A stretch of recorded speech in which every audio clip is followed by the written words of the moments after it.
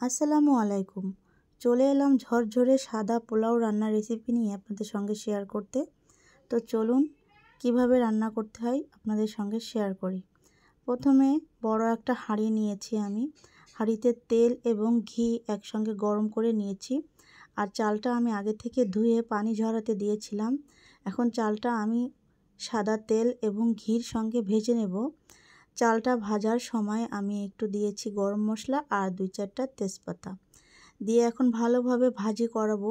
এবং ভাজি করার সময় দিব 1 চা চামচ আদা বাটা এবং 1 চা চামচ রসুন বাটা আর সামান্য একটু লবণ দিয়ে চালটা আমি বেশ কিছুক্ষণ ধরে একেবারে ভাজি ভাজি করে নেব। ঝুরো ঝুরো ভাত করার জন্য কিন্তু চালটা ভাজি অনেক বেশি প্রয়োজন। আর সব সময় মনে রাখবেন, চাল যতটুকু দেবেন পানি তার ডবল দেবেন। 1 কেজি চাল হলে 2 কেজি পানি দিবেন। পানিটা অবশ্যই গরম করে দেওয়ার চেষ্টা করবেন। যাই হোক, চালটা ভাজি হয়ে গেলে আমি আগে থেকে পানি গরম করে রেখেছিলাম। গরম পানিটা দিয়ে দিয়েছি এবং দিয়ে ভালোভাবে একটু নাড়াচাড়া করে ঢাকনা দিয়ে ঢেকে দিয়েছি।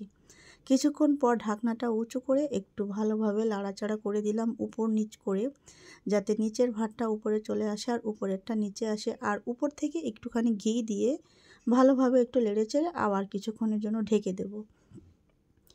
আর ঢাকনাটা আমি উঁচু করব না, এই অল্প আঁচে ঢেকে দিব। আর চালটাও এই যতটুকু পানি আছে অতটুকু সেদ্ধ হয়ে যাবে। আর অলমোস্ট কথা বলতে বলতে আমার রান্না কমপ্লিট। আর আপনাদের দেখিয়ে দিই কত সুন্দর ঝরঝরে সাদা পোলাও হয়েছে।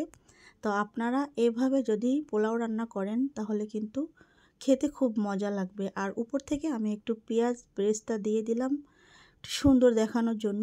চাইলে আপনারা দিতেও পারেন, না দিতেও পারেন। আর এটা হচ্ছে আমার সাদা পোলাও। তো আপনারা বন্ধুরা মশলাবিহীন এভাবে রান্না করে খেয়ে দেখবেন কেমন লাগে।